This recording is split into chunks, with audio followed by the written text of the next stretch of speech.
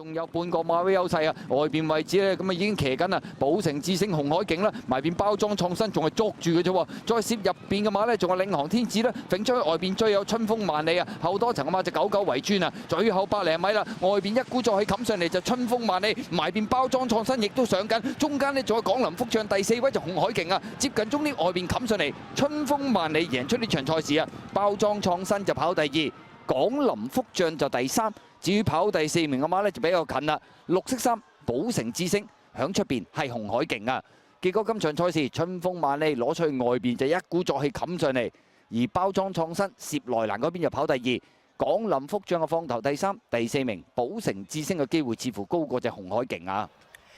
咁啊，都係上一次包裝創新嗰條 form line 喎啊，只不過春風萬里今次啊反勝隻包裝創新。跑第3名嘅馬係廣林福將，第4名藍眼罩寶城智星。好慢嘅步速啊，頭4段慢咗2秒75咁多啊，所以廣林福將都頂到尾啊，個第3。